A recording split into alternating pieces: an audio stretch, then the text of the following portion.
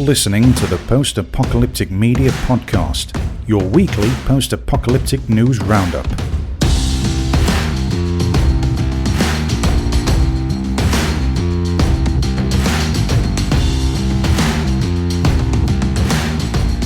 Hello and welcome back to the Post-Apocalyptic Media Podcast. I'm your host, Shawn, Senior Editor here at Post-Apocalyptic Media, and this is episode number 104. Now, this week, as always, I have some news for you, right? We have some Kickstarter stuff. We have some real-life stuff that's actually pretty scary. And I like to mix it up like that. So let's go ahead and get started with this first little bit of news. I'm just going to jump right into the scary real life stuff, right? Let's just get that over with. There is a fungus out there called Candida auris, something like that. I probably am pronouncing it wrong, but they call it C. auris. It's the scientific name. It is a drug-resistant fungi that they say can cause a serious global health threat, basically, is what this is. The CDC has said that this could be a serious threat globally because, number one, it's drug resistant. Everything they've tried against it, I think, is not working. Now, does this put us in a Last of Us situation? I don't know. Probably not. I would say probably not. Actually, it's funny we mentioned that because I have a next story after this, talking about that exact fungus at cordyceps, which they've said, scientists have said that is just it's a real thing, but it's not, it can't do what it does in the, in the games and in the show. But this one, I don't know. This one seems a little scary. So what is it? It's drug resistant. And it spreads in healthcare facilities, which is scary right there. I mean, that's one of the reasons I stay out of hospitals. Well, the other is I live in America and we can't afford hospitals. But what is it about this? What is it that makes this such a dangerous thing? Well, it causes serious infections. It says it can cause bloodstream infections and even death, particularly in hospital and nursing home patients with serious medical problems. It often is resistant to medicines, as I mentioned. It's becoming more common. It was discovered in 2009, but it has spread quickly and caused infections in more than a dozen countries already. That's scary, right? I mean, 2009 was a long time ago, but if you look, I saw some kind of chart a while back talking about all the different pandemics that have happened over, the last 20, 30 years. I mean, you remember like the bird flu and H1N1, stuff like that. It was like every year there was something new. Of course, COVID is also a name of your basic common cold, but this particular strain, COVID-19, was a humdinger, as they say, right? So another thing that this, like I mentioned, this can spread in hospitals and nursing homes. It says C. auris has caused outbreaks in healthcare facilities and can spread through contact with affected patients and contaminated surfaces or equipment. Good hand hygiene and cleaning in healthcare facilities is important because C. auris can live on surfaces for several weeks. That's scary. I feel like this whole pandemic thing has possibly, maybe, hopefully caused people to wash their hands more, right? I mean, come on, people.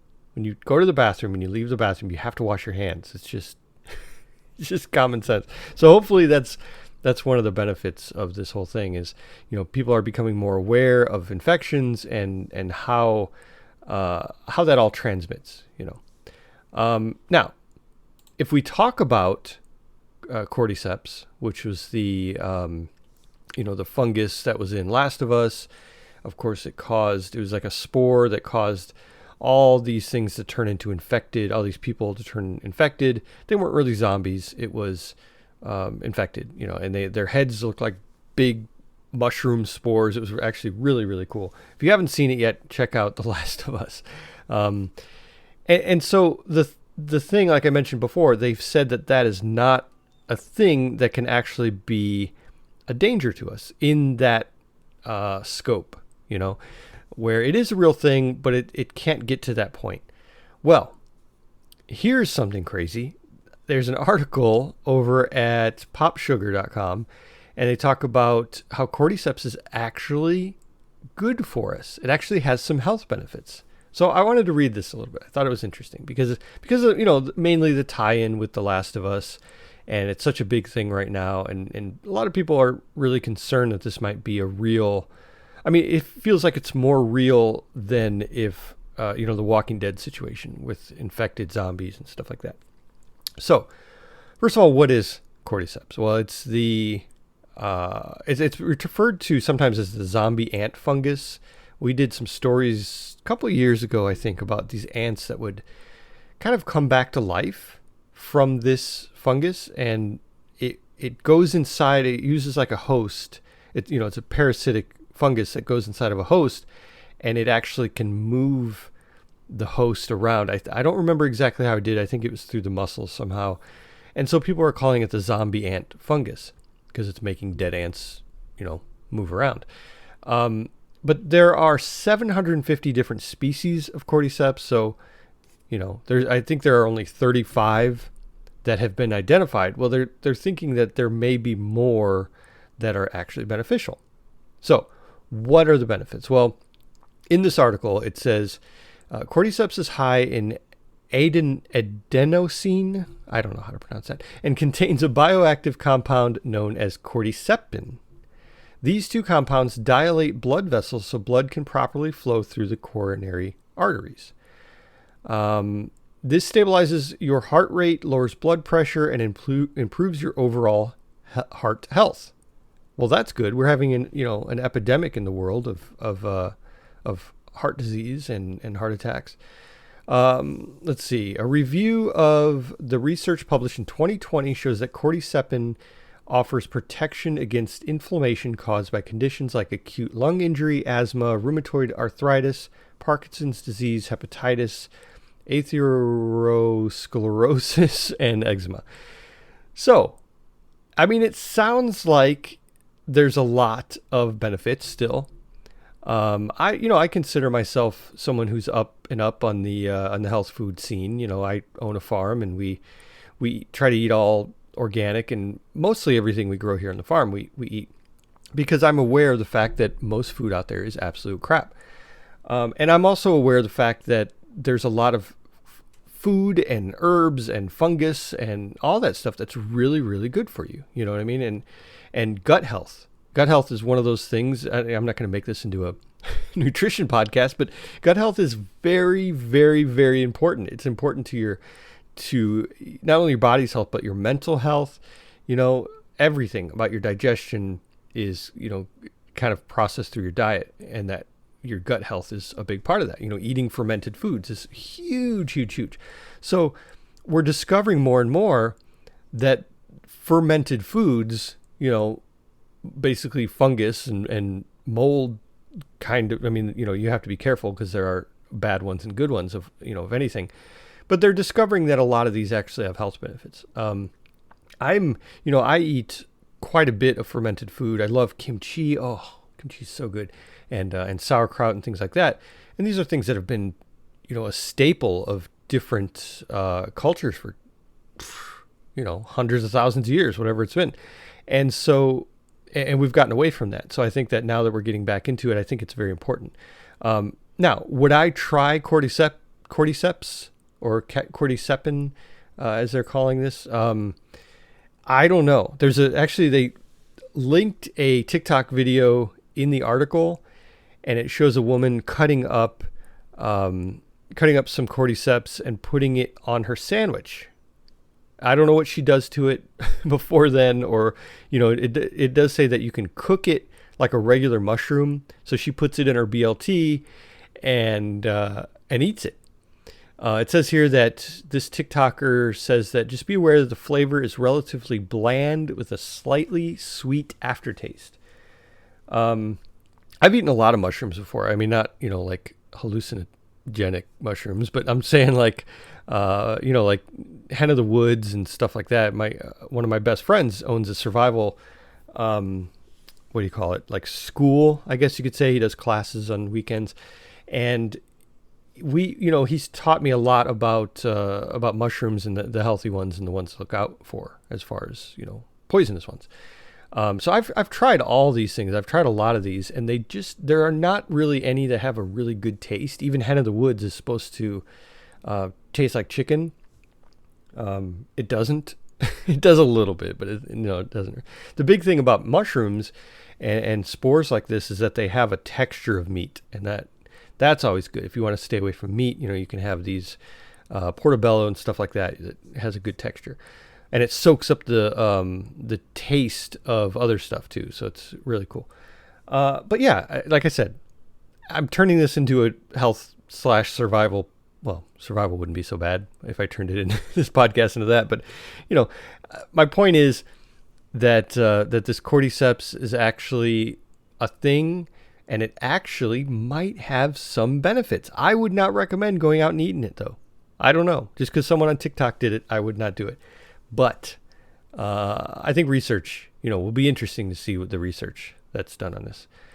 All right, well, let's get away from mushrooms and stuff like that, and we'll get into the top 10 post-apocalyptic indie Kickstarter projects for this month.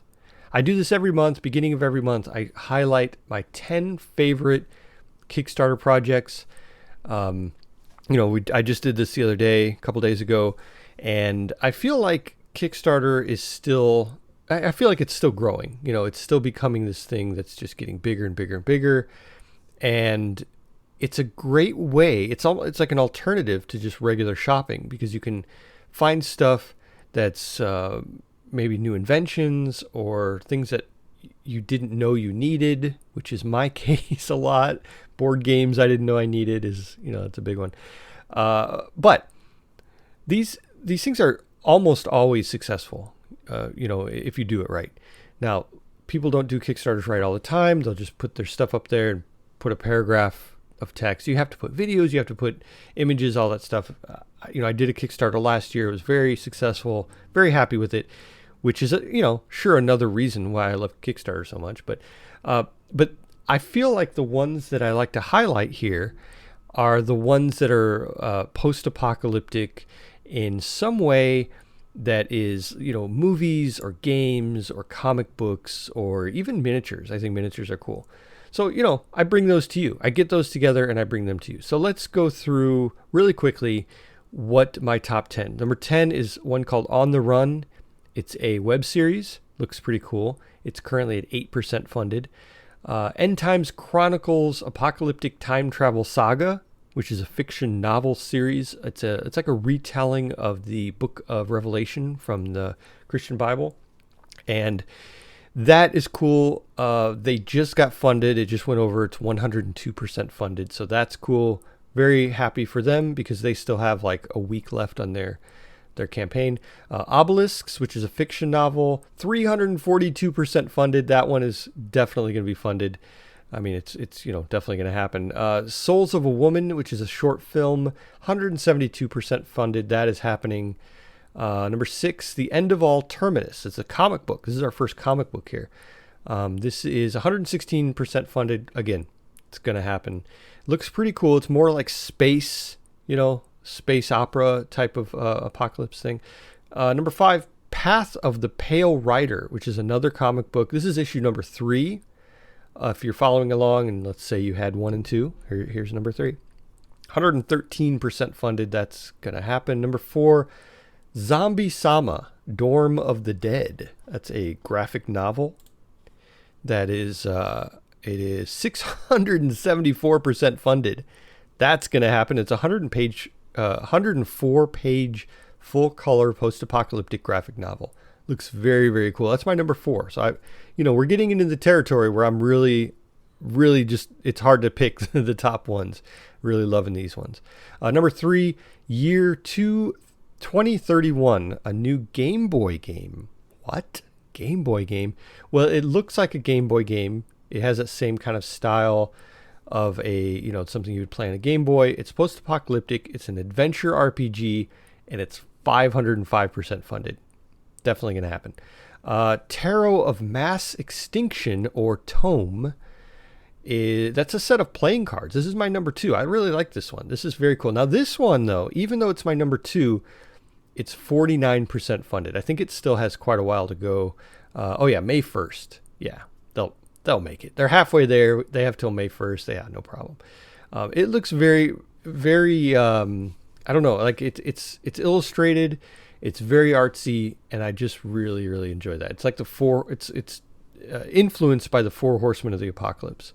Very cool. And then number 1, this just ended, and it's kind of one of those that's like number 1 by a long shot. It's the Walking Dead universe role-playing game. This is a tabletop game. Think Warhammer and D&D and stuff like that. And it is 2,317% funded. So yeah, this was kind of a no-brainer to be my number 1. It's a huge, huge game. I did not back it though. I did back one on this list, but I did not back this one because I feel like I don't really have, I have kids and they're not really interested. And my wife's the only one who's interested in role-playing games. And we can't just play it, she and I, so so I didn't back it. I don't know. So I think that's exciting that this is officially licensed Walking Dead universe role-playing game. I imagine, it's ended. The campaign has ended, so especially by the time you hear this, it's done. But I imagine you can probably go through and still pre-order it. That happens with lots of Kickstarters. If they have like backer kit or some kind of other service helping them fulfill, the shipping and all that stuff, usually you can still get in on the pre-order. So check that out on my article. I have all those top 10 listed, and you can check out each one. Just click right on it, take you right to it. All right, so talking of The Walking Dead, you like all these segues I'm doing? Speaking of The Walking Dead, we're going to do a little bit of some information about the Walking Dead Summit.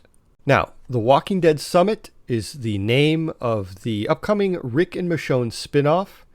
Of course, we saw them in the very last episode, spoiler alert, of the finale of The Walking Dead. And, they've been missing for a while. Well, we knew, we all knew that there was a spinoff coming up. Well, it's called Walking Dead Summit, and it's currently filming. Now, how do we know it's currently filming?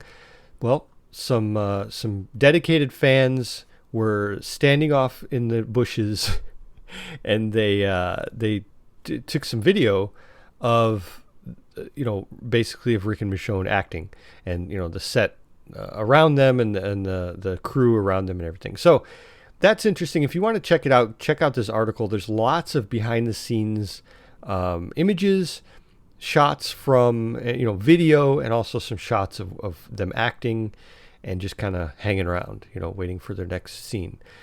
Very cool. Very, very cool. I'm excited about this. I'm excited about all the, Dead City and the Daryl one, and it should be pretty cool. I'm excited about all these spin-offs. I don't know if I'll watch them all like immediately, but I'm sure at some point I will. They say that the Walking Dead Summit should be released in 2024. Now, if it's filming right now, I think that might be a stretch. It might probably reach 2025, but unless it's late 2024, we'll see. But they say there's only 6 episodes.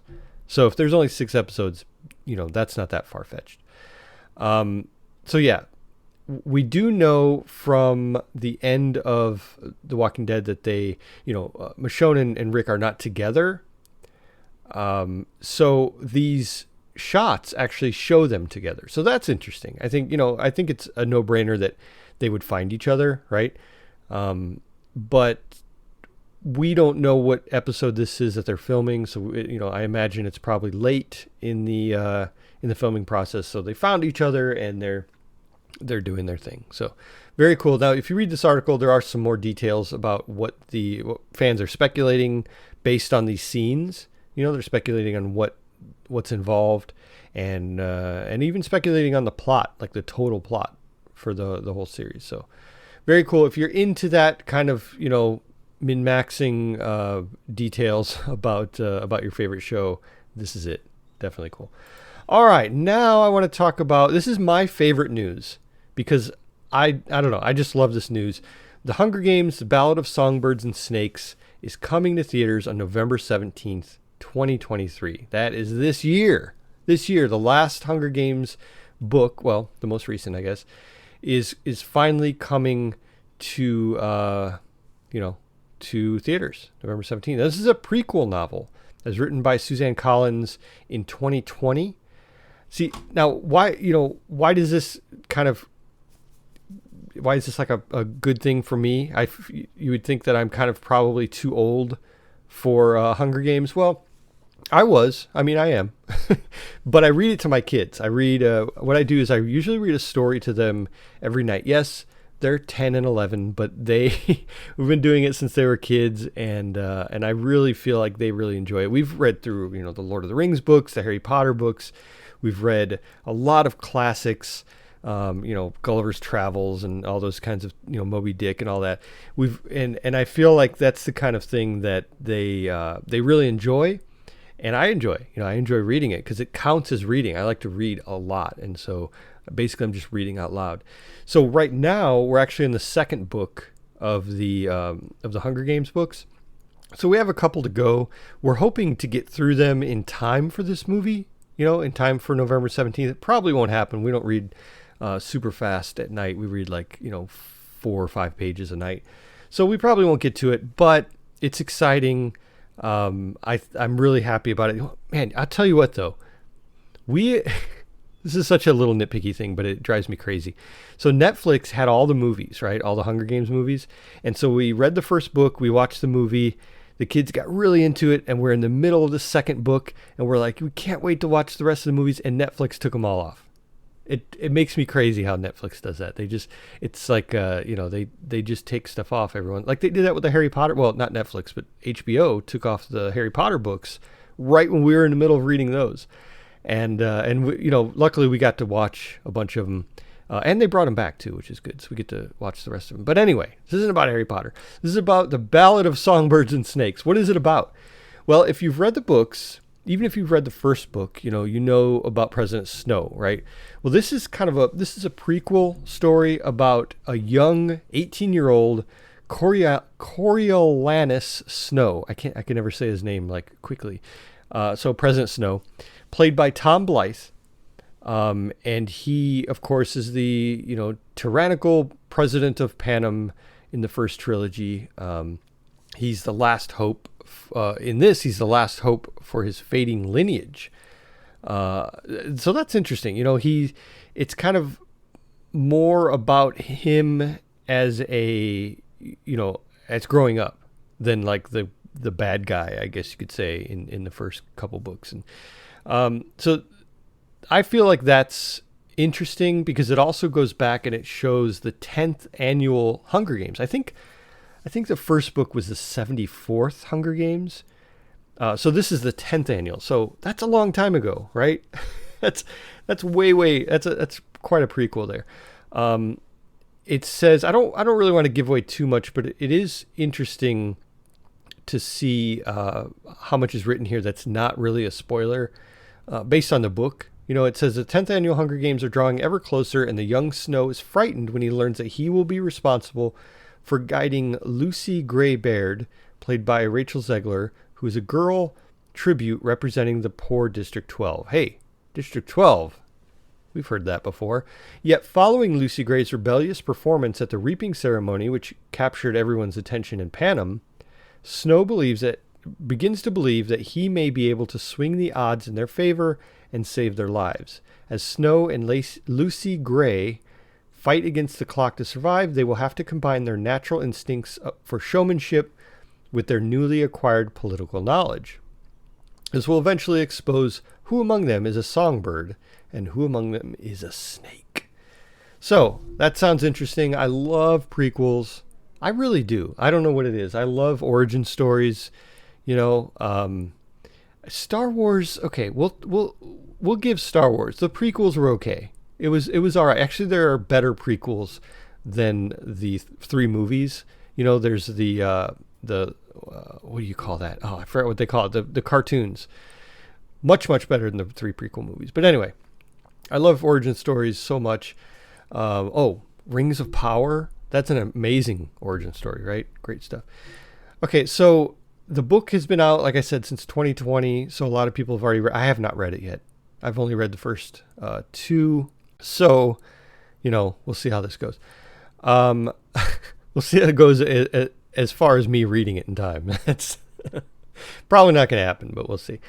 So this here, Netflix, okay, I don't know why this says this because this isn't true. March 1st, 2023, Netflix tweeted saying, "Happy Hunger Games, thrilled to announce that all 4 Hunger Games films, The Hunger Games, Catching Fire, and Mockingjay Part 1 and 2, are now on Netflix US. I'll have to double check because I thought they took that off. That's weird. Anyway, there's a trailer in the article you can check out to see a little bit of a trailer from the movie. It looks incredible. Great stuff. I never really thought that I would love Hunger Games, for the years and years it was out. I never read it, but I'm really into it. It's really cool. I love the dystopian side of it. I went from more of like a, Mad Max only kind of post-apocalyptic fan, where it has to have a big V8 and it has to have, spiky leather costumes. And now I'm getting more into the dystopian stuff, and maybe it's my old age. Maybe I'm just, and I feel like that stuff still has such a great storyline where the visuals aren't there as much for me. I'm not really into I don't know, just the whole aesthetic of Hunger Games as far as the looks and stuff. It's not, I don't know, it just doesn't really get me. But I love the story. I think it's a really great story.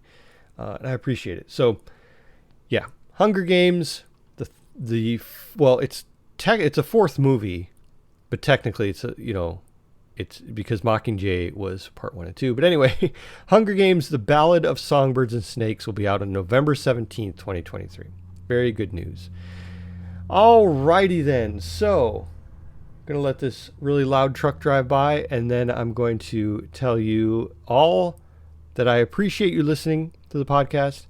I appreciate you, clicking the links and checking out the website and all of our social media.